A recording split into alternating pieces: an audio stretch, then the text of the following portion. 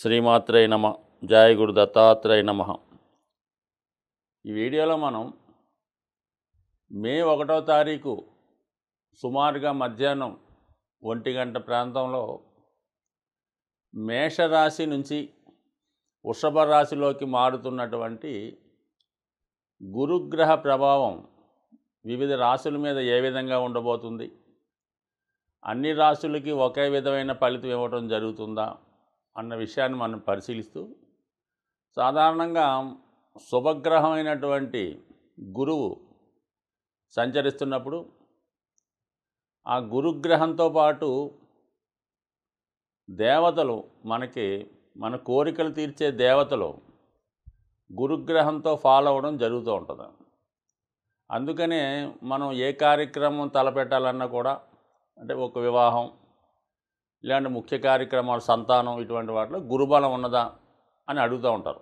లేదంటే సాధారణంగా కొన్ని ప్రాంతాల్లో మన జ్యోతిష్కుడి దగ్గరికి ఈ జాతకం చూపించుకునే వాళ్ళు వచ్చినప్పుడు, గురువుగారు నాకు గురుబలం ఏ విధంగా ఉంది, ఈ సంవత్సరం నాకు పెళ్ళి అవుతుందా, సంతానం కలుగుతుందా అన్న విషయాలు చాలా పురాతనంగా ఈ గురుబలం కోసం మరి ఆ రాశుల వారు వారికి అనుకూలమైన భావంలోకి ఎప్పుడు వస్తుందా అని ఎదురు చూడటం జరుగుతుంటుంది. సరే, గురువు ఏ రాశిలోకి మారినా కూడా ఎంతో కొంత మంచి ఫలితాలు, అలాగే కొన్ని వాళ్ళు చెడు ఫలితాలు ఇవ్వడం జరుగుతుంటుంది.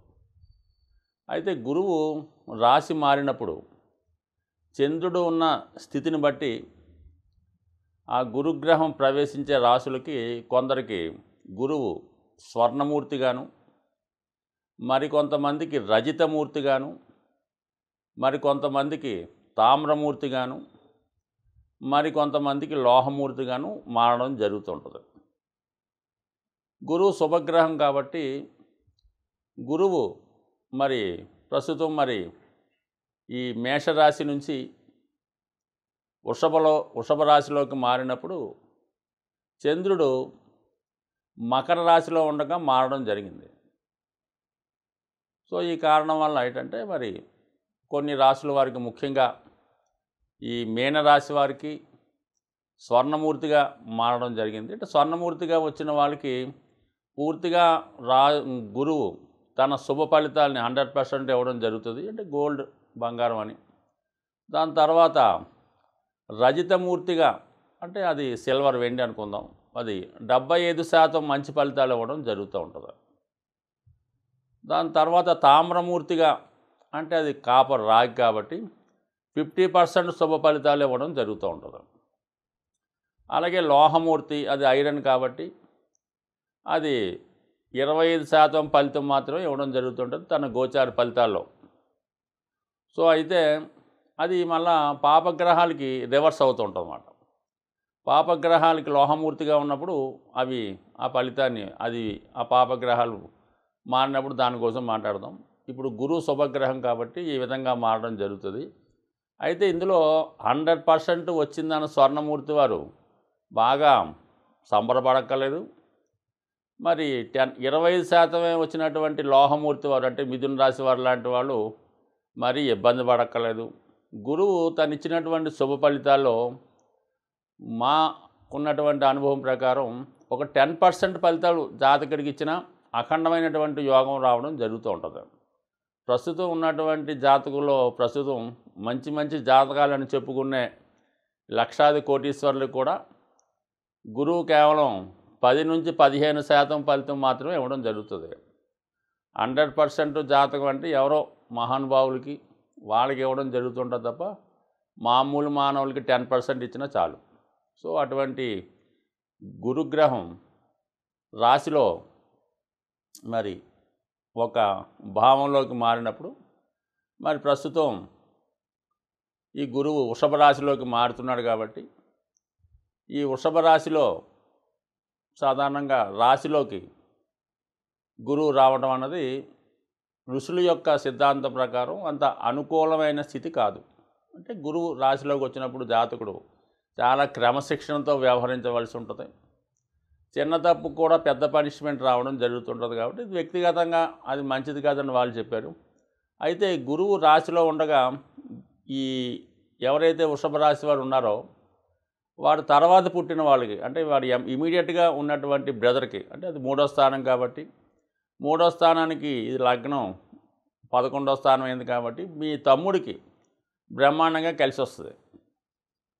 సో అలాగే మీ యొక్క వృత్తి వ్యాపారాలు మీ సంతానానికి అనుకూలంగా ఉంటుంది. అంటే ఇది కేవలంగా అన్ని భావాలు బేస్ చేసుకొని ఈ ఫలానా భావంలో గురువు వచ్చాడని, ఫలానా వాళ్ళకి శని వచ్చాడని చూసుకునేటప్పుడు కొన్ని భావాలకి మంచి ఫలితాలు, కొన్ని భావాలకి చెడు ఫలితాలు ఇవ్వడం జరుగుతూ ఉంటుంది. సో అందువల్ల ఏదైనా సరే మంచి చెడు మిక్స్గా ఉంటుంది.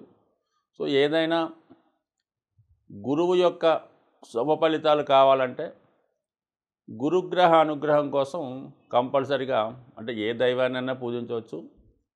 ముఖ్యంగా మనకి దక్షిణామూర్తిని గురువు యొక్క అనుగ్రహం కోసం మెయిన్ దేవతగా ఆరాధించడం జరుగుతుంది.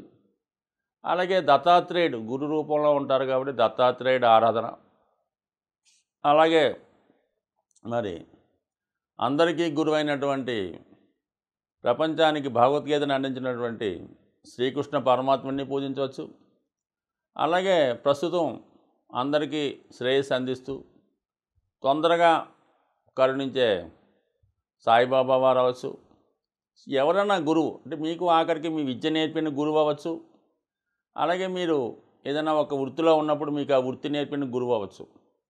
ఆ గురువును మీరు సేవించడం వల్ల గురువు యొక్క అనుగ్రహం కంపల్సరీగా వస్తుంది. అంటే గురువు సాంప్రదాయాలకి కారణం కాబట్టి సంస్కారవంతంగా ఉండడం, మరి సాంప్రదాయబద్ధంగా ఉండడం, ప్రతిరోజు దైవాన్ని తల్లిదండ్రుల్ని పూజించడం, అలాగే కొన్ని మతాల వారికి వాళ్ళు సాంప్రదాయాన్ని బట్టి ఆ సాంప్రదాయంగా ఉన్నటువంటి ఆచారాలు పాటించడం వల్ల 100% గురువు ఎల్లప్పుడూ కూడా 100కి 100 పాళ్ళు కూడా అందరికీ కూడా మంచి ఫలితాలు మాత్రమే ఇవ్వడం జరుగుతుంది. ఎవరు చెడు మార్గంలో వెళ్తుంటారో, ఎవరు మరి దైవాన్ని నమ్మకుండా వివిధ అలవాట్లతో అతిక్రమిస్తూ ఉంటారో సాంప్రదాయాల్ని, ఖచ్చితంగా వాళ్ళు గురువు పనిష్మెంట్ ఇవ్వడం జరుగుతుంది. ఏదన్నా జాతకాన్ని, ఇదంటే గురువు యొక్క అనుగ్రహాన్ని మంచిగా చేసుకోవాలన్నా చెడుగా మార్చుకోవాలన్నా కేవలం జాతకుడి యొక్క చేతిలో మాత్రమే ఉంటుంది. అతని ప్రవర్తన బట్టి, అతని విధి విధానం బట్టి, అతను నడిచే విధానం బట్టి మాత్రమే వాడి జాతకం ఆధారపడి ఉంటుంది తప్ప, కేవలం ఇది సూచించే గ్రహాలు, జాతకుడిని నడిపించే గ్రహాలు, వాడి నడకని ఏ విధంగా నడుచుకుంటాడో జాతకుడు ఇష్టమే తప్ప, ఇందులో ఈ గ్రహాలు కేవలం నిమిత్త మాత్రంగానే పనిచేయడం జరుగుతుంది. గురువు మే 1వ తారీఖున మారుతున్నటువంటి ప్రభావం కన్యా రాశి వారి మీద ఏ విధంగా ఉండబోతుంది? గత కొంతకాలంగా, అంటే మే 1వ తారీఖుకు ముందు ఓ సంవత్సరం పాటు కన్యా రాశి వారికి గురువు అష్టమ స్థానంలో సంచరించడం జరిగింది. సో ఈ కారణం వల్ల ఏంటంటే వాళ్ళకి శని భగవానుడు అనుకూలంగా ఉన్నప్పుడు కూడా గురువు అనుకూలంగా లేకపోవడం వల్ల కొన్ని ముఖ్యమైనటువంటి కార్యక్రమాలు లాంటివి వాయిదా పడడం జరిగింది. కొన్ని అనుకూలంగా ఉన్నా చాలా వరకు దగ్గరగా వచ్చి మిస్ అవ్వడం జరుగుతూ ఉంటాయి.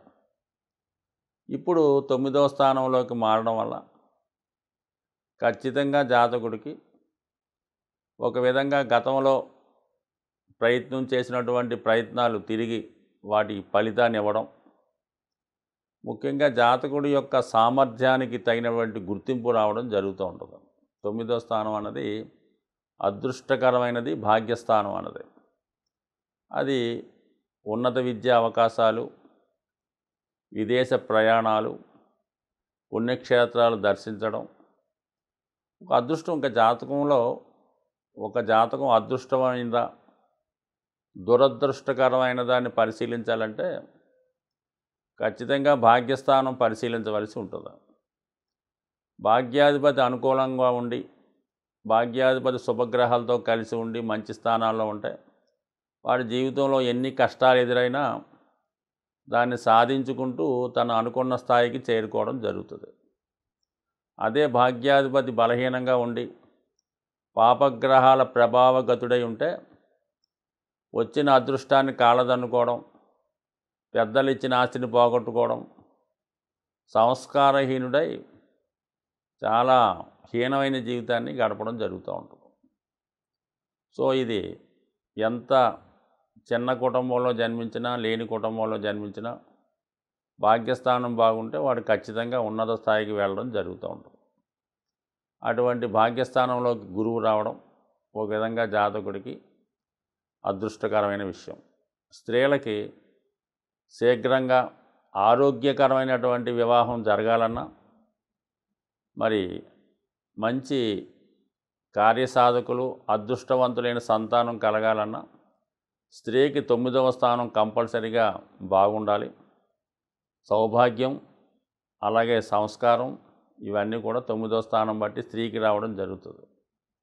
సో మగవాళ్ళకి కూడా మరి 9వ స్థానం బాగుంటే ఖచ్చితంగా సంస్కారవంతుడై ఉంటాడు, దైవ కార్యక్రమాలు పాటిస్తాడు, గురుస్థానంలో కూర్చుంటాడు ఎక్కడున్నా సరే. సో ఆ విధంగా మరి కన్యరాశి వారికి మరి ఈ సంవత్సరం అంతా కూడా శనిగ్రహ అనుగ్రహంతో పాటుగా గురుగ్రహ అనుగ్రహం తోడవడంతో 100% చాలా విషయాల్లో అంటే వీళ్ళకి ఇది జరగలేదు, మనం ఇది ప్రయత్నం చేసాం ఇది రాలేదు అన్న విషయాన్ని ఖచ్చితంగా ఉండదు. అంతా సంపూర్ణంగా విజయాలే లభిస్తాయి.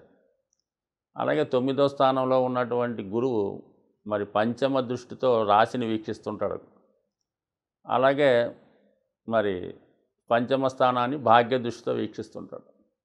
గురువు 5వ దృష్టి ఎటువంటిదంటే మరి ఒక తల్లి లేదంటే ఒక తండ్రి తన సంతానాన్ని ఏ విధంగా కాపాడుకుంటారో అంత ప్రొడక్ట్ చేస్తూ ఉంటుంది పంచమ స్థాన దృష్టి. అంటే మరి జాతకుడిని గురువు అంటే సాక్షాత్తు దైవమే, సృష్టికర్త బ్రహ్మ విష్ణువు శివుడు కలిసిన రూపమే గురువు.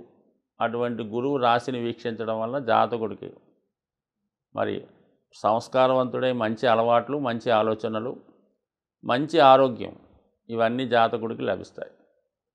అంటే అనారోగ్య సమస్యలు దీర్ఘకాలం ఉంటే అవి బయటపడడం, వైద్య సహకారం రావడం జరుగుతుంది. ముఖ్యంగా ఎవరైతే ఉన్నత విద్యలో ప్రవేశానికి కొరకు ప్రయత్నం చేస్తున్నారో లేదంటే మెడికల్ సీట్ లాంటిది కొంత కష్టతరమైనటువంటి వాటి కోసం ప్రయత్నం చేస్తుంటే మరి గత సంవత్సరం ప్రయత్నం చేసి మరి ఈ సంవత్సరం కూడా తిరిగి ప్రయత్నం చేస్తుంటే ఖచ్చితంగా ఈ సంవత్సరం మీరు అనుకున్నటువంటి సీటు మెడికల్లో కానీ ఇంకో దాంట్లో కానీ సాధించే అవకాశం ఉంది. ఒకవేళ ఈ సంవత్సరంలో ఏదో దురదృష్టం వల్ల ఒక 1% రాలేదనుకుంటే మీరు దాని యొక్క స్థితి నుంచి అంటే ఆ ప్రయత్నాన్ని విరమించి మీరు వేరే ఆల్టర్నేట్గా చేరిపోవడం బెటరు. ఇంకా దాన్ని పట్టుకోవడం అనవసరం ఇంకా, ఎందుకంటే ఇంక రాదు. ఇప్పుడు రాలేదంటే మీకు ఫ్యూచర్లో ఎప్పుడు రాదనే అర్థం మాట. అంత కాన్ఫిడెన్స్గా ఉంటుంది కాబట్టి దానికి మీరు ప్రిపేర్ అవ్వాలంటే ఏదో 9వ స్థానం గురువు వచ్చాయని అనుకోకూడదు. మీరు కూడా దానికి ఖచ్చితంగా కష్టపడుతూ కొంత ఓవర్ కాన్ఫిడెన్స్ తగ్గించి ఒక ఒబీడియంట్గా ఏమీ రానట్టుగా మళ్ళీ కొత్తగానే వెళ్తున్నట్టు కష్టపడి చదివితే అంటే ఏదైనా గురువు ఇచ్చే ఫలితాలు అందుకోవాలంటే దానికి సిద్ధంగా ఉండాలి. భగవంతుడిని మన గృహంలోకి మనం ఆహ్వానిస్తాం పూజా కార్యక్రమాల్లో ఉదయం పూట అనుకుందాం.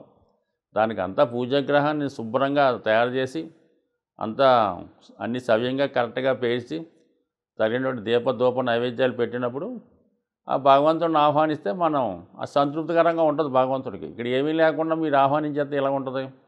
సో అందువల్ల ఏంటంటే మీరు రెడీగా ఉంటే గురువు మీకు ఇవ్వడానికి రెడీగా ఉన్నాడు కాబట్టి దానికి ముందు మీరు ప్రిపేర్ అవ్వండి. ఖచ్చితంగా భగవంతుడి అనుగ్రహం మీకు ఈ సంవత్సరం లభించే అవకాశం ఉంది. అలాగే మీకు పెద్దవాళ్ళు అంటే మీ యొక్క సంతానానికి ఇటువంటి అదృష్టం ఈ సమయంలో లభించే అవకాశం ఉంటుంది. లేదు మీరు సంతానం కొరకు ఎదురు చూస్తున్నాం, కొత్తగా వివాహం అయింది, 4-5 సంవత్సరాలు అయింది, పెళ్ళి అయింది, పిల్లలు లేరనుకున్న వాళ్ళకి కూడా మరి కన్యా రాశిలో ఉన్నటువంటి జంటలకి అంటే భార్యకి కానీ భర్తకి కానీ కన్యా రాశి అయితే వాళ్ళకి ఈ సంవత్సరం సంతాన యోగం జరిగే అవకాశం ఉంది. కాబట్టి జాగ్రత్తగా దానికి ప్రిపేర్ అవ్వాలన్నా దానికి ప్రయత్నం చేసుకోవాలి. చిన్న హెల్త్ ప్రాబ్లమ్స్ ఉంటే మరి ఏదన్నా వైద్యుల్ని సంప్రదించి తగు విధంగా మీరు మరి ప్రిపేర్గా ఉంటే ఖచ్చితంగా మీ కడుపులో ఒక కాయ కాయడం ఖచ్చితంగా జరిగే అవకాశం ఉంది. స్వస్తి.